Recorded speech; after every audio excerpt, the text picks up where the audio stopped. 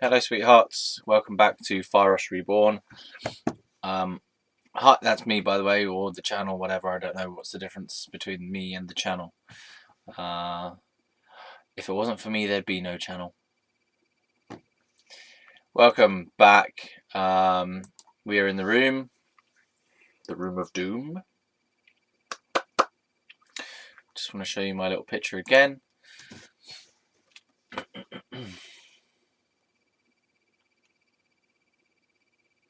Yeah. Still just looks like the bookcase extended. It's just like the bookcase, but in a picture frame.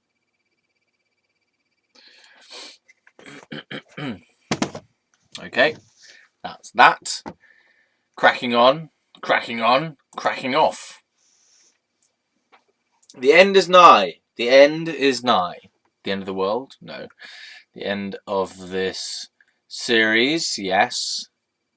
Yes, I feel like it's not very long until the end of this series. Ah! And what did I say as well? That at the end of this series, kabloom, kablamo, kaplunk, operation, buckaroo, bing, and other assorted board games. Pictionary. At the end of these videos, I'm going to be ejected from Videoland out into the wide world of reality, having spent years and years in a little cave like some kind of hermit crab. That's a really cliche metaphor, and I made it sound like it was original. Like some kind of hermited walrus in a giant hermit crab, walrus-sized hermit shell for the past few years in Videoland, right? The hermit crab shell of Videoland. Hiding away in a little corner of the world, in a little room somewhere downtown. In downtown England. Yeah, here I am. And here I have been. And as I say, when the story reaches the zero barrier, the ejection point, the eruption point, then that's it. Guillotine to the chopped. I'm going to give the videos a chop. They're going to off with their heads. Their videos are going to be flushed down the loo. No, they're not going to be deleted or anything, but they're going to be. That's it. It's the end of the line. The train has pulled into the station, and all the little penguins are going to get off, waddling their way off into the free world. If you catch my drift. So that means, all that jibber jabber means that when the story reaches the 2014 marker point where I reduce my medication to a zeroness, the zero barrier. Oh, the zero barrier! So the zero barrier is something that came from Armageddon, I believe, or maybe Deep Impact, where it's the stupidest thing, but there's like they create this thing called the zero barrier, which is where the meteor that's coming to Earth, the zero barrier. Let's have a quick look. An absolute deadline before which the asteroid must be split if the halves are to miss Earth. The zero barrier. I love it. I love it because it's such a stupid term. It doesn't mean anything. Zero barrier. What does that even mean? A barrier of zero. The time of zero. When the time gets to zero and there's a barrier, it's not really a barrier. What's the, it's ridiculous. It's silly. But I always love that term, the zero barrier.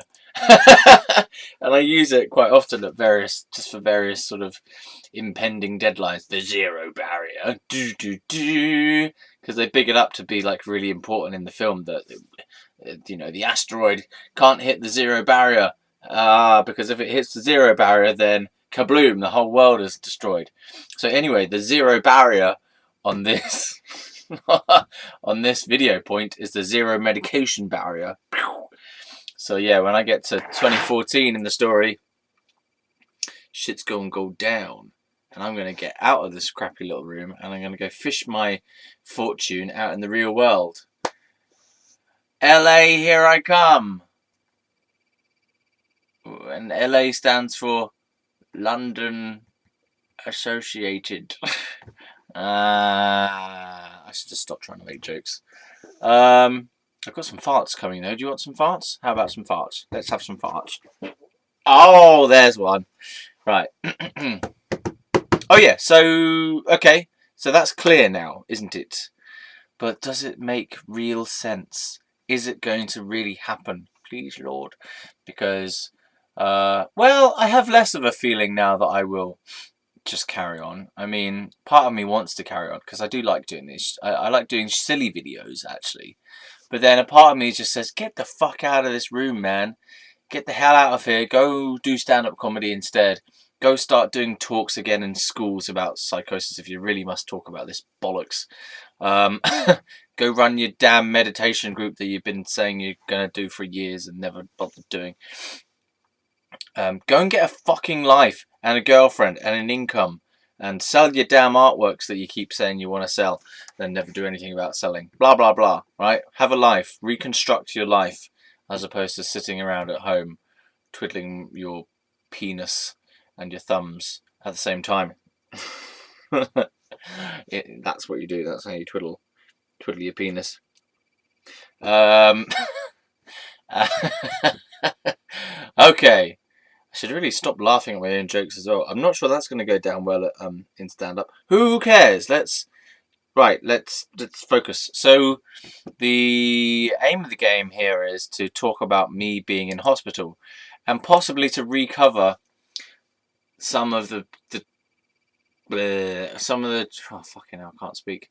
Retread some of the steps leading up to it because I feel like I need to talk about slapping my dad. I also feel like I need to talk about going up the stairs with the bread knife to kill my family, which never actually happened, but it's a pretty kind of grim thing that I did and was intending to kill my family. I was kind of like, I was about 45 seconds away from looming over my parents in their bed while they slept with the bread knife and going "Nyeh," and trying to kill them. But for some strange reason, I found it too amusing to use the bread knife to kill them because I thought the bread knife would be a particularly annoying weapon to kill a person with because it would be just very, very difficult. What you're going to do, saw them apart. Yeah, so this is what came to me. Now, I may have to explain why did I even want to kill my parents. Well, because they were being utter fuckers and I was just kind of possessed by this darkness, really, is what I could say. I was possessed by a dark force.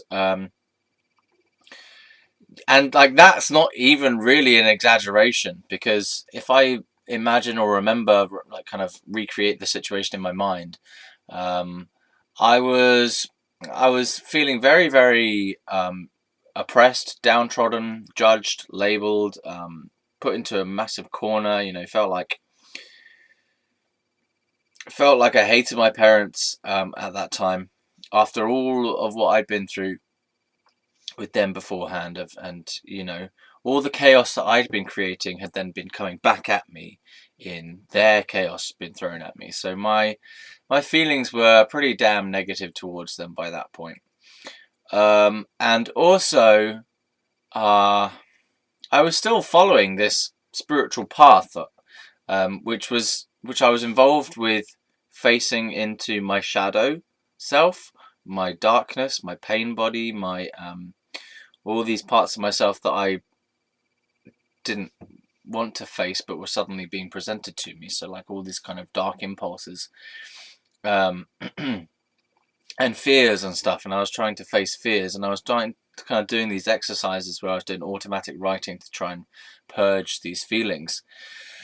And actually later on those automatic writings that I was doing got used as evidence for why I was insane because they don't make much sense and they're all kind of fragmented and all over the place and a lot of repetition of the same words over and over again. So it kind of, you can imagine some of it to be a bit like The Shining, when Jack types Jack, all work and no play makes Jack a dull boy. Some of it has that kind of feeling to it, or had that kind of feeling to it. But it was kind of like rambling stuff, disconnected words popping out and stuff. So, um, but at the time, I didn't see that there was anything. It didn't really mean much what I was writing there, because it was like this was an exercise that I was doing, a way to vent feelings from my system.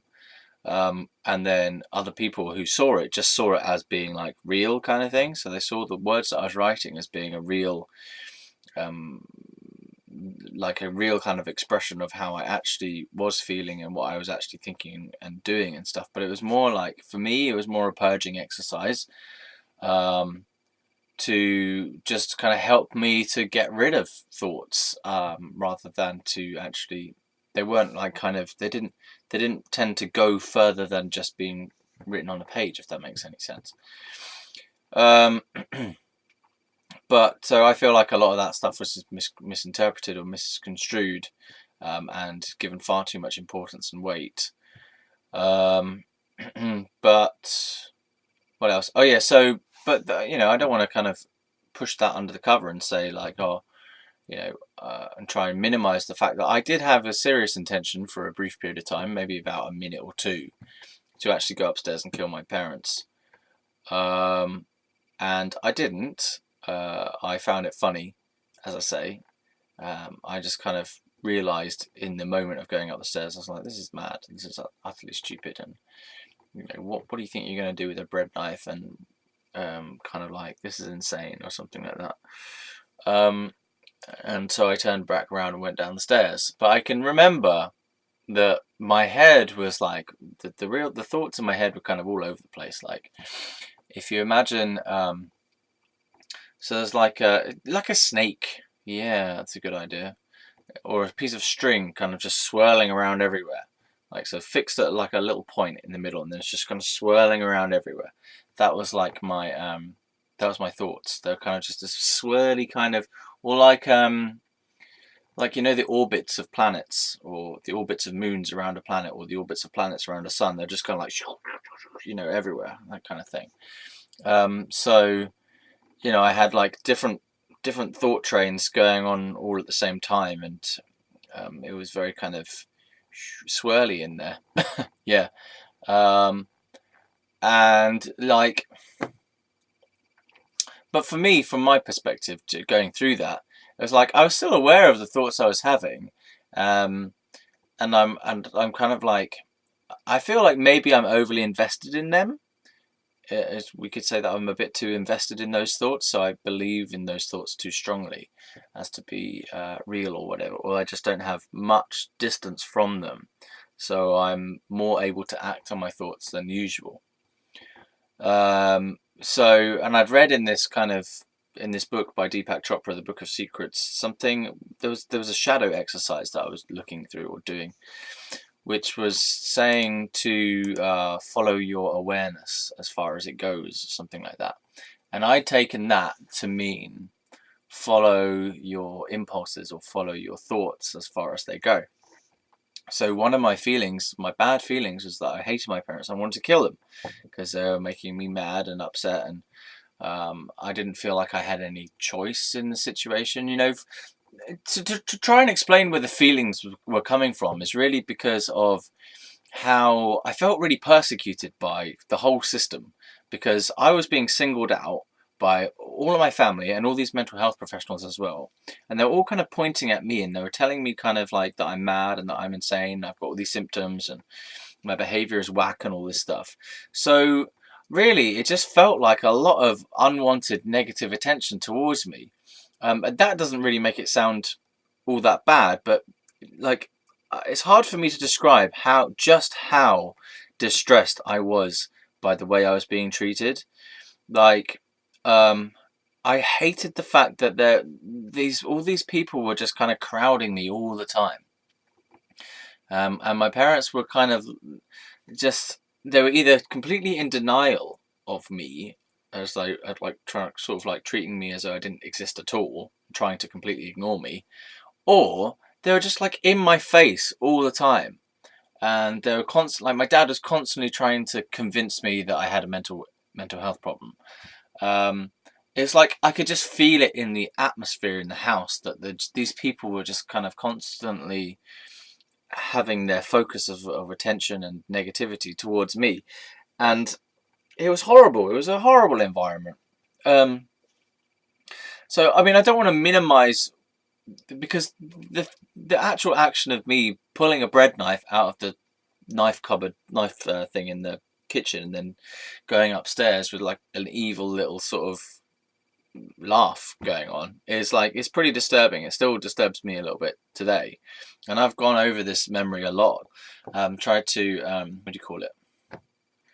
Kind of forgive myself in a way that I did that, or To understand what I was going through, or to kind of integrate it, as in, like, to realize that that did happen, that that was something that I did, and obviously I'm not proud of it, but not even that, but to kind of like, it's something, it's like a real, feels like a really deep, dark place in my past.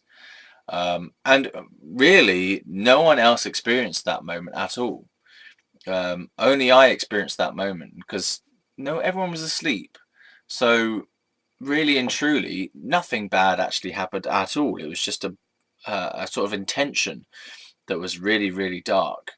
Um, I mean, I didn't actually harm anyone. I didn't go into their room even. No one ever knew, until I told them later on. No one ever knew that that had even happened.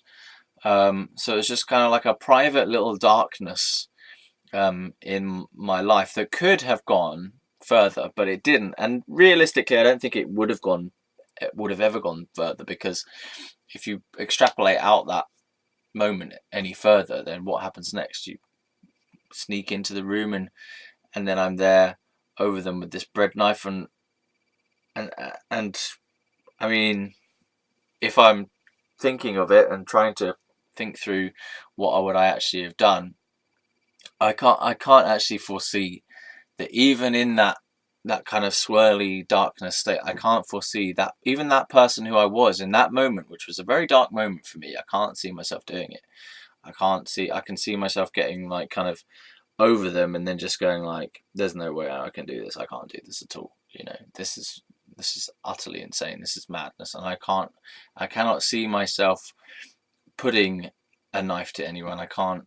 I I feel like I could just sort of touch the knife on them, and that would be it. I can't feel that I have that ability to do something so heinous as that. You know, um, I just feel like I would always get to a certain point, and then I'd have to stop. I wouldn't be able to continue with it. That's I'm too in touch with other people, so I wouldn't be able to. I just feel like I wouldn't be able to do it. I'd clam up, and I think that's a good thing, obviously. Um, but yeah, so it's the deepest, darkest moment in my whole life was that moment, and pretty scary, because what actually literally happened was I went to the knife block. I pulled out the bread knife. I went about halfway up the stairs with the intention to kill my parents, and I was thinking to myself, well, I'm supposed to follow my awareness, um, follow my thoughts to the furthest point, and then I reached that like halfway point up the stairs, and something just kind of clicked and said, "Okay, that's enough," or like that's as far as it goes, or this is silly as well. Like, why am I doing this? This doesn't make any sense. Um, but yeah, I mean, I'm aware that this is there's no way to explain it in a way that makes rational or logical sense. And the fucking camera has stopped again. What is with this? Ugh, how long has that been like that for? Oh well. Oh, God. Look at that face. Oh dear. I swear one eye is more closed than the other. Well, oh God. Fine. Sorry, you're just gonna have to listen to me. I don't think it's not gonna rejigger itself either, because it doesn't seem to rejigger itself. I don't know what's going on with this. Yeah. Okay. Anyway. Oh Lord. So this is the darkest moment of my life. And it's like there's no way I can explain this to anyone. And make it sound normal. It's not normal. It was never normal. Whatever explanation that I can put to it from, oh, I was following an exercise in a book or whatever, it doesn't match to any. It's no. It's not excusable. It's not normal. It wasn't right. It was horrible.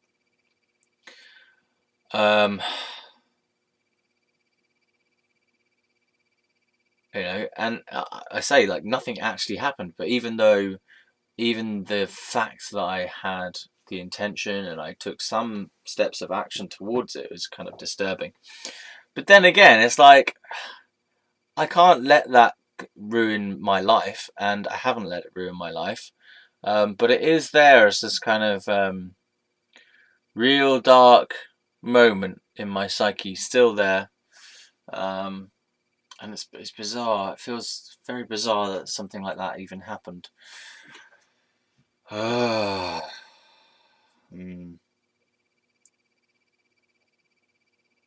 Yeah. So I'm not really sure what happened before either. Like leading up to, for example, taking the knife out of the block. I'm not exactly sure why I decided to go and do it in the first place. It must have just been because I was really, really hating my parents at that time. Yeah. God. There's nothing more I can like. I can't atone for it anymore than that. If that makes any sense, I can't rewrite it or undo the fact that I actually took those actions and got halfway up the stairs. You know, and part of me thinks, well, I'm glad I didn't do anything. But part of me sort of also doesn't want to let myself off the hook for it either. Like, maybe, I don't know. Yeah, it's so scary. And I don't know how to dissolve that. Like, that's a pretty powerful, dark image of me going up these stairs with this sort of giggling little, crazy little laugh holding this bread knife. I mean, it's pretty fucking scary.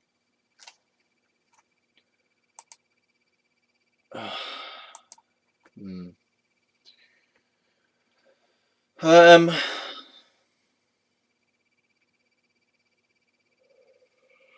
Oh, bad. Right, so there was that. I also feel like I should maybe cover the fact that I slapped my dad um, on two separate occasions, a couple of times each. Part of me doesn't forgive myself for that either. Like, I've never been a violent person prior to that, and I've never been a violent person after that. Other people have been violent towards me, but I've never been violent to other people. So it's like, those are alright. I used to play fight with my friend at school, like rolling around and wrestling and stuff, but that wasn't real fighting.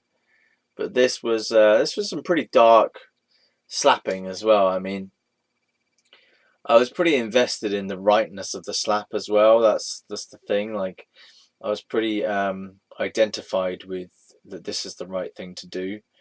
So it has a sense of brutality around it in a way. It was like, for example, if you know when you see like on films, if you see a woman slapping a man, in a film, sometimes the woman has the real strong sense that that's the right thing to do in the film, and like back in the day, it was quite acceptable for women to slap men in films, and for the audience to feel like they're on the woman's side. But I can't condone a woman slapping a man in any situation anymore. Like, because Previously, it's like, okay, so the man does something bad and the woman retaliates with a slap, um, which for some reason slipped under our radar for a while, as we felt that that was an appropriate response, that it was the woman's right to slap a man. But then, if you look at it clearly, it's not a woman's right to slap a man. It's not anyone's right to put any violence to anyone. Um, so there's a certain arrogance to that. Um, yeah, so sometimes we feel that the woman slapping the man is comedic, but now I just see it from an empathetic point of view for the man, and also from the woman's perspective. It's like, you need to grow up if you're going to be slapping people as a response. You need to learn some emotional self-control, because that's not acceptable behavior. Yeah, so from my perspective, when I was slapping my dad, there was that same sort of feeling like I was in the right, I suppose, and like I was really invested in that sense that it was correct somehow for me to be slapping my dad, that he deserved it, that kind of thing. Um, and I pre-planned it as well. Like I'd rehearsed slapping him a few times as well, because it not that I was particularly in control of that, but I realized I saw myself like rehearsing to slap him, and then I did in real life, and I must admit there was a certain sense of satisfaction to it as well, because this guy had been an utter arsehole to me, and on both occasions when I slapped him, it was because I felt like he was doing something against me. The first time it was he was standing in the way of the door while I was trying to deliver my amp to someone who um, I had arranged to give my amp to this person over free cycle, which was nothing to do with him, but he was barricading my way, um, like as though he owned me. So that was where I was getting the sense of what do you call it, righteousness to my slapping, which I'm not proud of, but some part of me is pleased with the fact that I slapped him. You know, part of me is pleased and was pleased with sort of, get out of my way. Why are you doing this? This is totally not your place. This is not your item. This has nothing to do with you. Like, fucking, what is wrong with you? And then the second time when I slapped him, the guy had taken my passport, so he's stolen my property, an important piece of property, and then he's lying to me about the fact that he's stolen it. And I found out later that he had actually taken it. So I knew, well, I mean, I originally knew he was lying anyway, but I found out that the confirmed truth from them later was that they had taken hold of my passport. So it's like, my sense of justification there was, you are abusing me. Like, you are taking my items and you're also lying to me. So that's why I felt justified then on slapping the guy, because he's staring me in the face, plain faced lying to me, and treating me like I'm an idiot. I'm like, I know you're lying. I know you've got it. And he's just like telling me to calm down and stuff. So basically, I felt justified in what I was doing there because of the way people were treating me. Subsequently, I do not think I was justified to do it. I think I was just a little bit out of control, basically. Didn't have the same emotional self-control as I would have now, for example. But there's also a part of me that is like guilty. There's a guilty part in here about all this stuff. There's a guilt aspect. There's a guilt thing for the knife. There's a guilt thing for the slaps. There's a shame thing as well. Like, I kind of like, I don't want to face the experience of it, partly, and I don't want to fully apologize to my dad either. I don't think I've ever fully apologized to him. I think I have. I don't know. again, yeah. So it's the part of me that doesn't want to let myself off the hook for these things. Like this was a long, long time ago, and um, it's as far as I'm aware, I've spoken to my dad about it, and there's nothing else I can do other than just sort of say I'm sorry that I did that, and pardon me, um, yeah. And it's also it feels like somehow maybe I've overblown the importance of those two slappings and the knife thing as well in my head. Like maybe it sort of seems worse, even worse now than it was at the time somehow, because I don't know. I feel like I don't know. Men do get slapped a lot, and people get in fights. It's like there's not the same. I don't have the same sort of problem with the fact that I've been in various fights and people have attacked me, or I've started fights with people by being a dick to them. I don't. I don't have the same kind of guilt about sort of drunken, silly, drunken fights with other drunken idiots after a pub or whatever, or calling people names, or me getting punched in the face by a Polish guy one time on the street because I wouldn't give him a pound coin, or me being mugged. All of these things, I don't have the same feelings of guilt about it, or the same I don't know, feeling of justification, or it just doesn't have the same remnancy. It doesn't seem to linger on as a thing. It doesn't have such a big emotional component to it. But the slapping my dad, and the knife thing, it's like I don't know, they're still there in the background somehow in my psyche. It's much stronger on those two occasions. So it's like, oh, those are still in there, you know. Not that I think of them very much, but they're still there, and they still have a drama, big drama around that whole memory thing. Yeah, and I mean, like, I know other people who've got into fights with their parents, or they've slapped person or punched things, whatever. Got into domestic abuse and stuff, and I've got like two occasions of physical violence from myself to someone else in the whole history of my life, pretty much, apart from when I was a kid, when I used to fight the bigger kids. But yeah, like I've just got two kind of pieces of violence from myself to another person, and it's like I can't even forgive myself for that. Like I can't sort of let that dissolve or let that off the hook. It seems to have such a fucking giant importance. Because there's the impulse to minimize it and say, oh, well, it happens all the time, or it happens to other people. And then there's the empathetic part, which is like, well, imagine if that was you being slapped by someone else in a highly emotionally charged situation. It would be horrible. And there's another part which is like, well, it was a long time ago. I can't do anything about it now other than apologise, and I've already apologised anyway. So it's kind of like, what else is there to do? Blah. um, and then there's a part of me that's like, oh, just will not let myself feel okay about the fact that that happened. That I can't forgive myself for it somehow. That I must be a bad person, or there's more to do around atoning for it, something like that.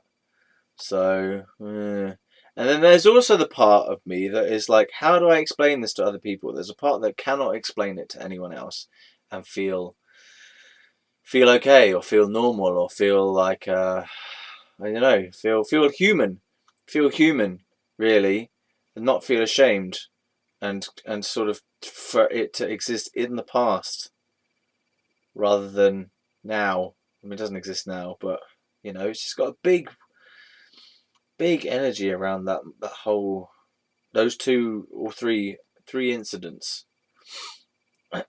Yeah, but I can't dwell on them forever either. Like, this time moves on, and I'm going to have to move on, and this video is going to move on, and we've got other topics to talk about. But yeah, so those are pretty drastic moments. And again, it's like I don't know why. On the one hand, those moments feel big, on the other hand, they feel small. It's like, it feels big that they happened, but it feels small because they're in the past. It feels big that they were dark and bad, and there was the evil. Like really, I had an evil intention. I was really disconnected from an empathic, compassionate self, and I was in an evil mode. I can't put it another way. I was in an evil mode. If you heard the way that I justified slapping my dad to the doctor when I was in the psychiatric ward, you'd think I was in a very cold-hearted place. I said stuff like, well, it doesn't count as violence if you don't have the intention of violence. The intention was not of violence. The intention wasn't to harm. And also, does a football feel pain when you kick it? If your intention is to kick a football to play the game of football, then it doesn't count as violence. So if you listen to that, it's like, oh my God, what you just treating your dad like a football, slapping him about like he's just an object, and you think that because you don't intend it to be violence, that therefore he doesn't feel pain, or he doesn't feel shock, or he doesn't feel distress, or he doesn't suffer, just because you don't have the intention for him to suffer, because you're treating him like an object. So therefore, because he's an object to you, he doesn't feel pain. He doesn't experience that as a real moment. What the hell? If you heard me talking, I was talking to this junior doctor when I was in the psychiatric ward, and the junior doctor was like asking me to explain why I'd slapped my dad, or what my reasons were, or what my philosophy was about it, or something like that. I can't remember exactly what he asked me, but I remember what I said, and it was along those lines of, it didn't count as violence because there wasn't an intention behind it of violence. It just was a spontaneous action or something, and there was no self involved. I didn't have a self, a perpetratory self, whatever, something like that. And if you kick a football, it's impersonal, it's objective, so it doesn't count as violence. But yeah, okay, that's a very nice rationalization.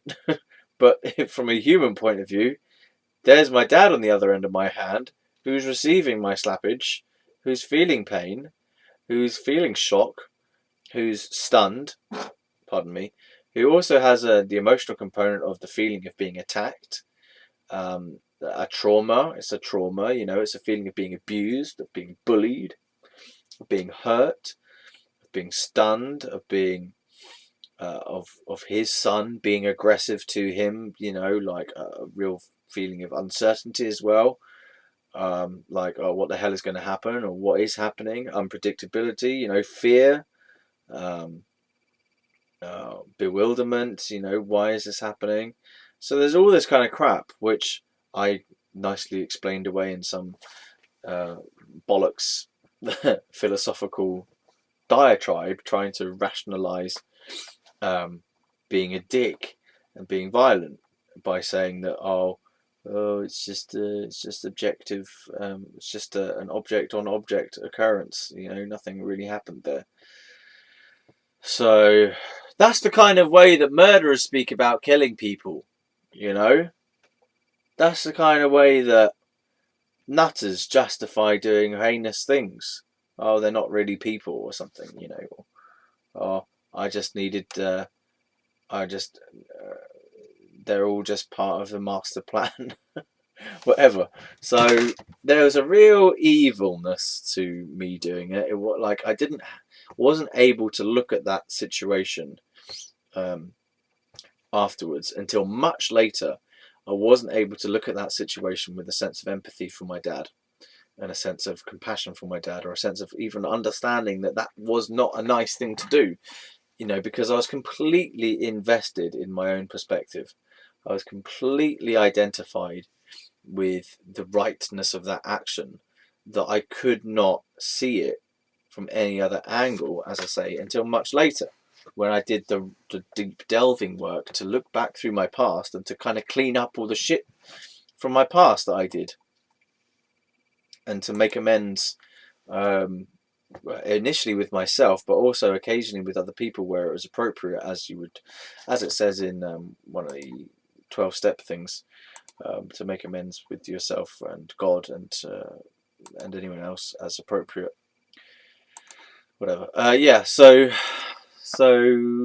it took me a while and a conscious effort to actually delve back into that past stuff, because by that point, by the time I was like writing about this and thinking about it and remembering it and going over it, by the time that had happened, many years had passed. So it kind of drifted into the background of life, and I was consciously going through this time period in order to clean it up and heal those wounds.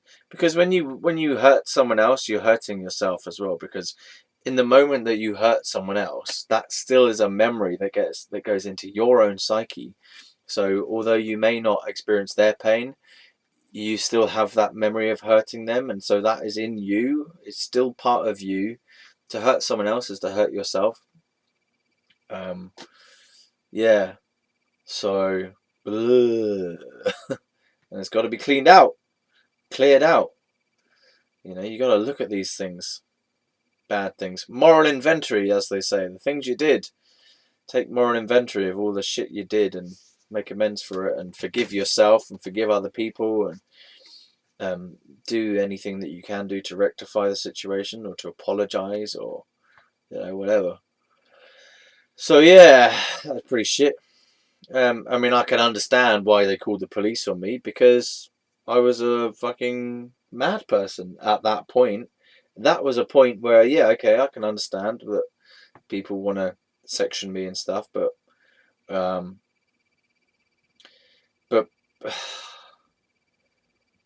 it's weird because, like, apart from the violence, I think a lot of it was an internal experience. So the stuff I genuinely did to piss my parents off, like moving stuff around the house, okay, that's I can see that they would want to get other people involved to help with that. But the stuff that was more private, my private experience, like my journals, my artwork, my inner thoughts and feelings, these are things that really are not other people's business. And then, like, they're not. It's just those are the things I felt were taken from me and were invaded and were judged as part of an illness, which I just feel like was a little too far in to come for other people to come into my world, and like coming into my room and I don't know, grilling me all the time and coming up to my face and shouting at me and stuff, and like yeah, I mean, my dad was pretty aggressive as well. He would shout at me and intimidate me as well, and he would go around shouting, roaring, slamming doors. Um, what else? And my mum was fucking arsehole as well. Like, she would shout and scream at me. She once or twice poured water over me. I poured water over her as well. They were just really fucking aggressive with everything they were doing. They would always be banging on my door. It was never like a gentle knock. It was always a banging on my door. I mean, my mum has since been equally aggressive. It's like when my mum gets angry, she just gets fucking aggressive and just chases me around. And she's chased me into my room on many occasions and then bangs on my fucking door like a bitch, bastard fucker. And this is like over the last 2-3 years, so that's some serious bullshit right there. But she's stopped doing that. She hasn't done that in ages. We almost had something similar to that, where she was coming into my space a bit in this room. More recently, like about 2 months ago, because she'd had a bad day at work and she was angry and she didn't want to talk, but she did want to talk because she wanted to be a bitch. She had to go at me about something like using the tumble dryer and the light was on in the garage, and I'm like, okay, it's not my fault you've had a bad day. You don't take it out on me. And then she got hysterical for a moment and tried to close the door on me, and pushed the door into my foot and stuff like this. So yeah, this is what I mean. Like, I'm not the mad one, really. These people are the mad ones, the parents. Look at that face. Just like so like disappointed in life. You know. Oh well.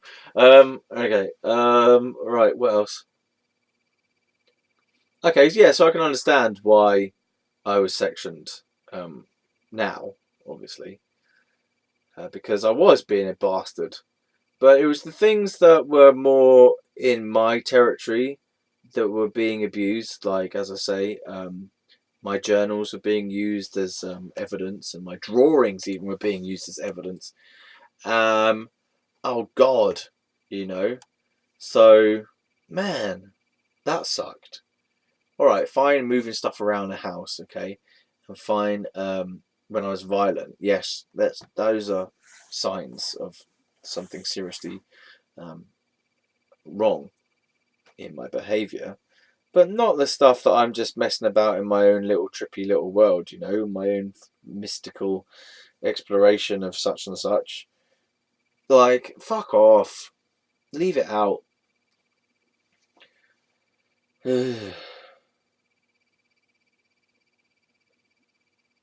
Yeah. My mum grabbed me by the wrist and pulled me down the stairs, basically, because I wasn't coming down when dinner was ready and dinner was getting cold. So she felt that it was appropriate to come into my bedroom, grab me by the wrist, and basically drag me down the stairs to go and get my food because I was acting like a child. Um, I'm feeling really angry about that now because that is nothing to do with her. Okay, so she's made me dinner. She feels like I'm acting like a child because I'm not quite ready to come down yet. Like, fuck off.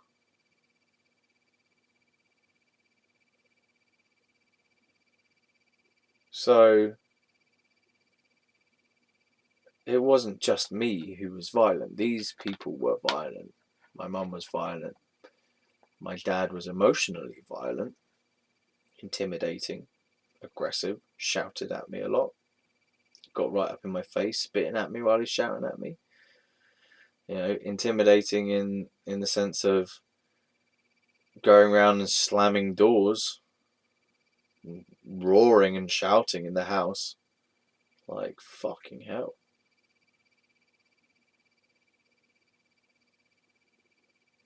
I mean, the guy broke in, basically, to Mrs. C's place. I don't know if I mentioned this in the Mrs. C videos, but he broke in because he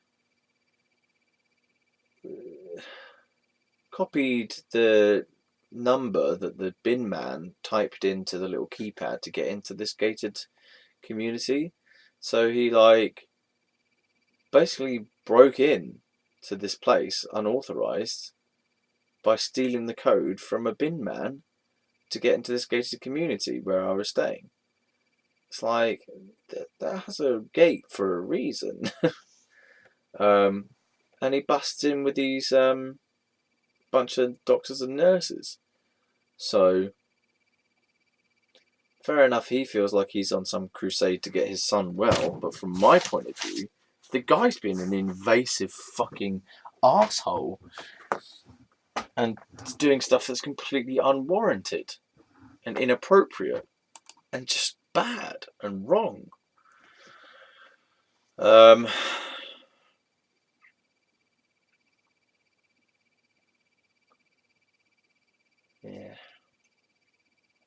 Yeah, I feel really angry right now. I feel like I want to shout myself and scream and yell at them, and it's just like this kind of really sort of angry energy. I just feel it pulsing in my shoulders. I'm like, oh, God.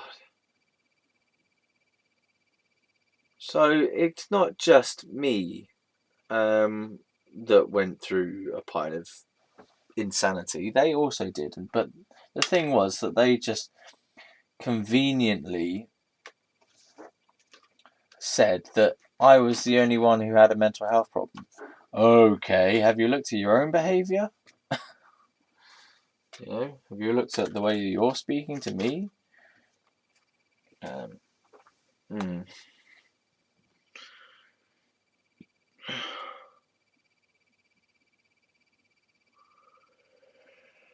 Yeah. I mean, and that's only what happened while I was supposedly psychotic. I mean, my dad has done other things afterwards that that are still not right. For example, he's trapped me inside his apartment blocks by closing the gate on me via an electric button because he didn't want me to leave. Like, you had to press a button to open the gates, but the only way you could do it was from inside the apartment, unless you had a car, which I didn't have a car. I was on my bike. So if you have a car, you could get out of the gated apartments, right? This is my dad's old gated apartments in Windsor a few years ago. And I was staying with him for a while because I couldn't handle being with my mum here. This is way, way after all the psychiatric ward stuff. I'm way beyond that. You know, I'm out now. This is after I've come off the medication. Talking about stuff now. And my dad, I was staying with my dad because I couldn't deal with living with my mum because my mum was driving me insane and she was being angry and aggressive all the time as well. So I was like, okay, I've got to get out of here. Couldn't deal with her. So I went to stay with my dad for a bit. Stayed with him for about a month, and like towards the end of it, he and I were arguing as well because he was treating me like a child again, and just I don't know. Anyway, we'd had an argument about something, and then so you had to press the button from inside the flat to get out of the gates down the bottom of the car park, right? So I pressed the button, and I know that I have enough time to get out of those gates because I would do it every day. So you press the button, by the time you get downstairs, they're open, and then you can go out, and it's fine, right? So I had enough time. I even had enough time to unlock my bike from the bike thingy and wheel my bike through the gates. Okay, so it was enough time to get through. So I did it every day to go into town in Windsor. So we'd had an argument. I opened the gates. I knew that they were opening. I could see that they were opening. Right, take a while to open. Got down there, went to my bike, and by the time I got to the gates, they'd shut. And I was like, he's done that. And then I did it again, and he did the same thing a second time. So I confronted him about that. I managed to get away the third time. But I mean, like, the guy's just closing the gates so that he can keep me there. He said something like, "I didn't want to lose you." Oh, fuck off. You know, you're still trying to trap me. You're trying to contain me. You're trying to contain me in your little world where you can be an asshole to me at your leisure and not have me run away and have my own space and be away from you. Basically, fucking asshole. And these people have the cheek to say that I have the problem. Just fucking hell. And he's only just stopped touching my leg in the car. Every car drive, he would touch my knee. Every car journey, he would squeeze my knee. And that's not a place that I want anyone touching apart from a close, intimate partner. You know, you don't touch my leg. And I told him many times, don't touch my leg. And he said, "Oh, I didn't remember. I didn't touch your leg." I'm like, you fucking did.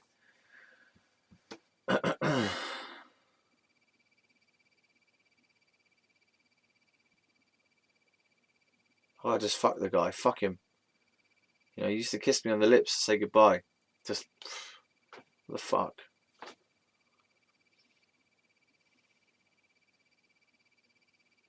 It's a fucking creep.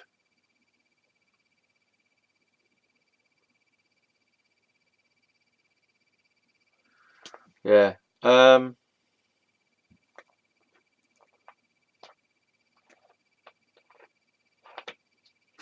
What else?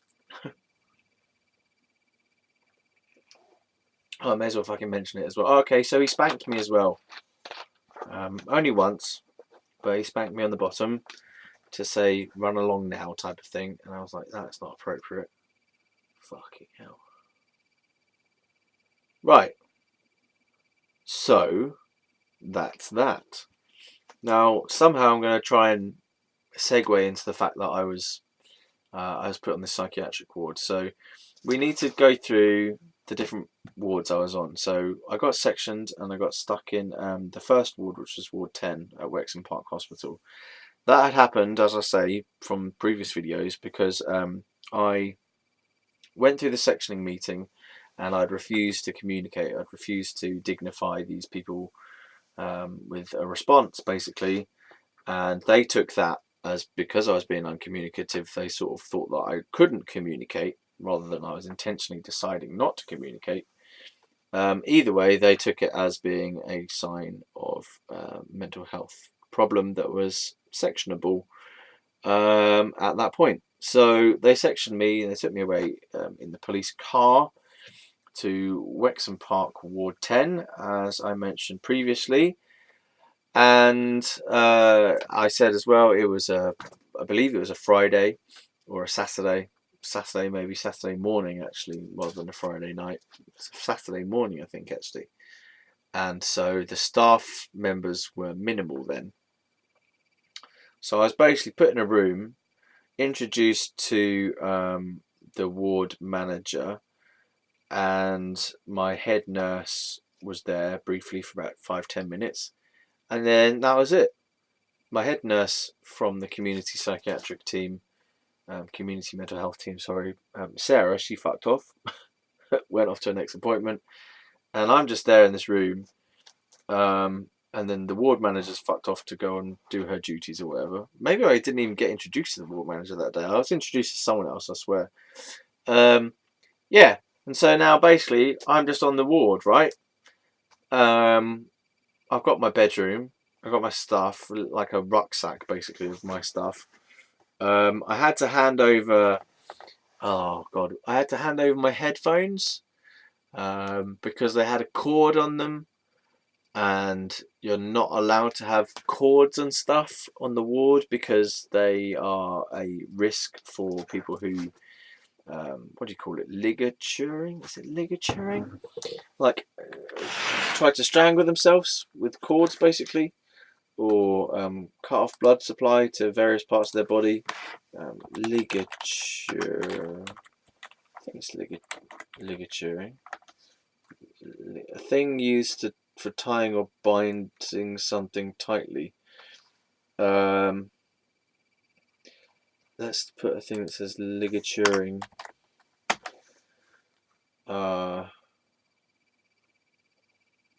Yes, suicide / ligature.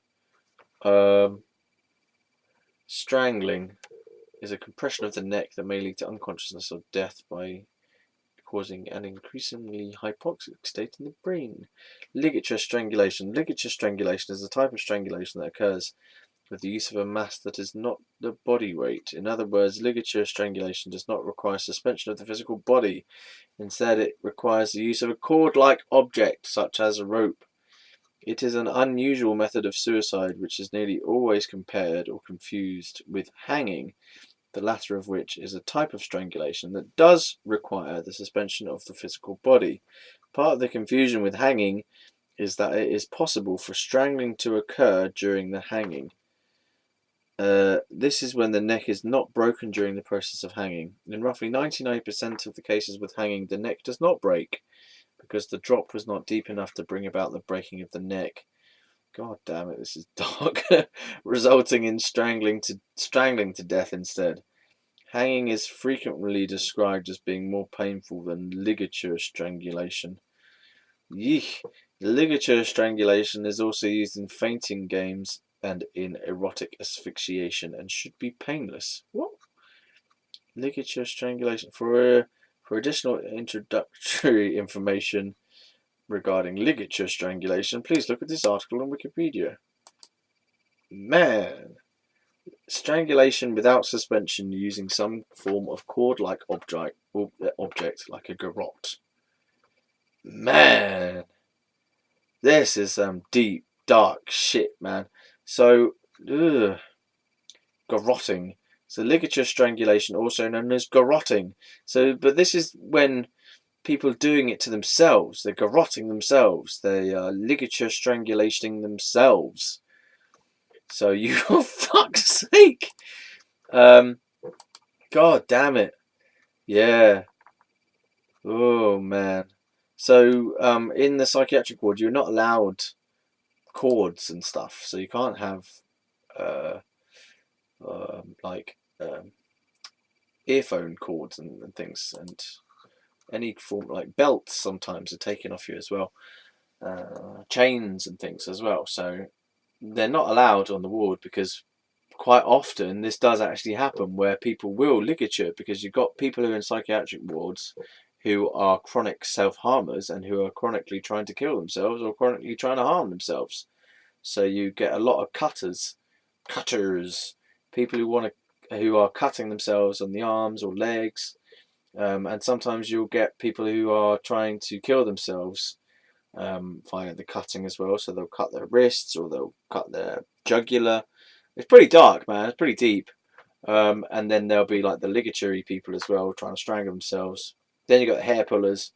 There's all sorts going on in the psychiatric ward. There was one bloke in the ward 10 who'd been cutting himself, which is odd to me because I'd never heard of a man doing it. I know that sounds sexist, but I'd never seen any men um, in, like, for example, school. There was one or two women, girls who were doing it, and since school I may have bumped into a few people, emo type people, women who were self harmers, but not no men actually. I'd never met any men. I mean, I'd heard of it, but I'd never met anyone, and this was the first time in the ward 10 of the psychiatric ward that I'd ever met a man who'd self-harmed. And I mean a man, not a boy. This was a man of probably around age of 25 to 30, something like that. So this was a new thing. This was bizarre from me, and I was kind of like, what?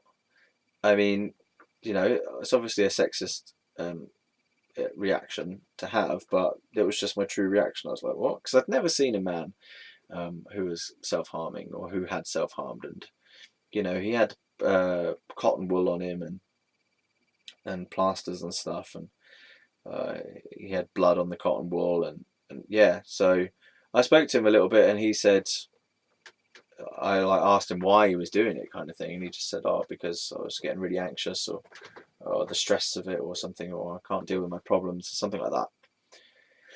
Yeah. So they took it was quite annoying that they took my headphones because I'm big into my music, or I was big into my music at that time for sure. Still into music now, obviously, but I was really majorly into my music at the time. So that was quite distressing for the fact that they'd taken that off me. I think they took some other stuff as well, but I can't remember what exactly.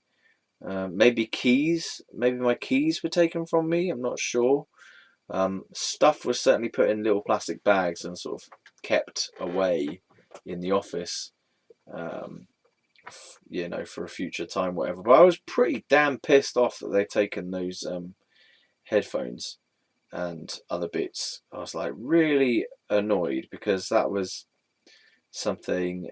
I wasn't someone who was like about. I wasn't about self harm or anything, but they just weren't allowed on the ward. So yeah, just treat everyone with the same brush, hey?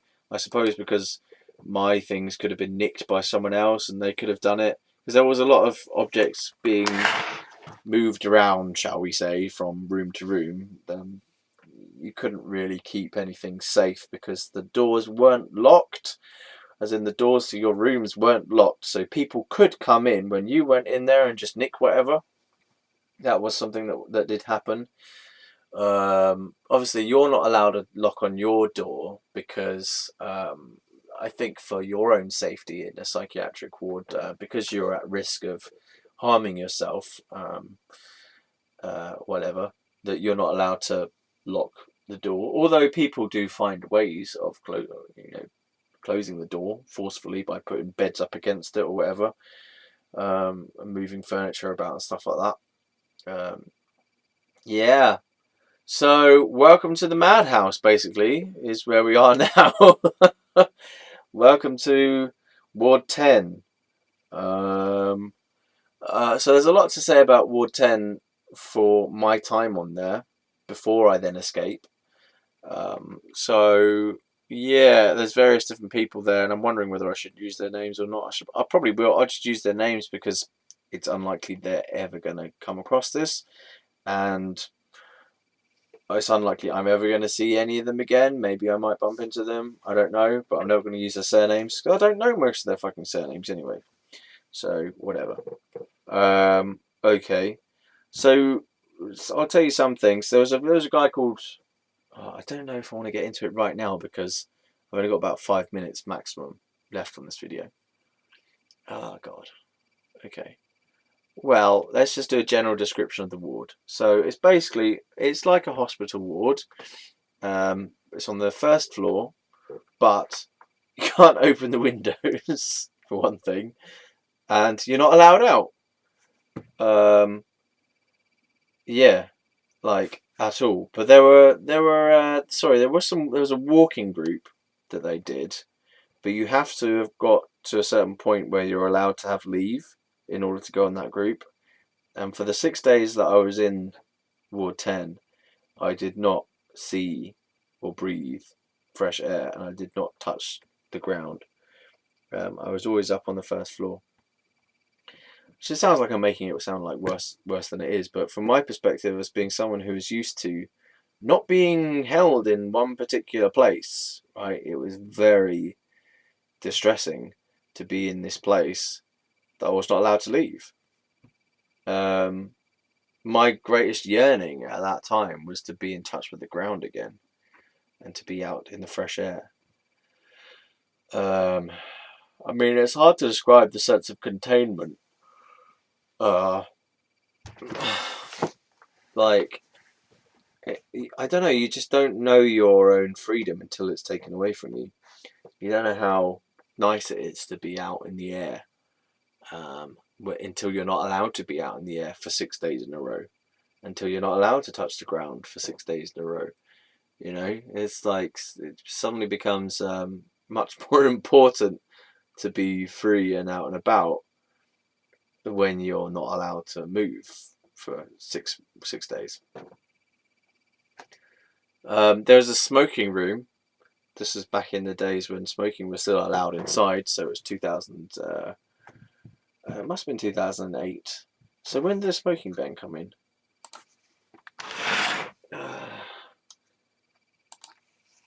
Smoking ban in the UK came into force on July the 1st, 2007. In all enclosed workplaces.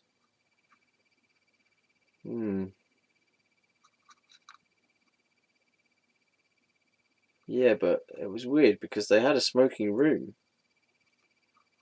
when I was in hospital. So the ban came. Right. So while the ban affects almost all indoor workplaces, some exemptions were provided. Designated hotel rooms, designated rooms in nursing homes, designated rooms in prisons, designated rooms in offshore oil rigs, designated rooms in mental health units. Until the 1st of July 2008. So it must have been like right towards the end of the time that smoking was allowed in designated rooms in mental health units. Right, so that does make sense. So I was allowed, well, I didn't smoke, but there was a smoking room in the Ward 10 while I was there. And there are a lot of people in there, a lot of people, so there were like chairs around the outside. It was a square room, or mostly square, pretty much square, whatever. Square room, and there were like loads of chairs lined up, sort of lined around the walls.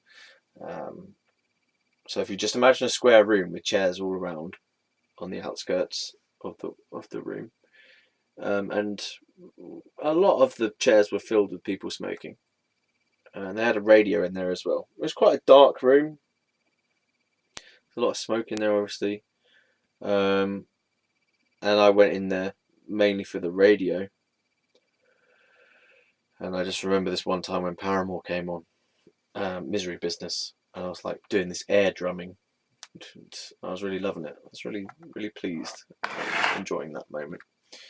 But yeah, so I shall leave it there and give you a bit more of a talk about some of the people who I met in the smoking room, because they're interesting characters. And we'll continue on the story next time. But for now, thanks for watching. Sorry, thanks for listening and looking at my disappointed face for this for this video. And there we go. I will speak to you next time.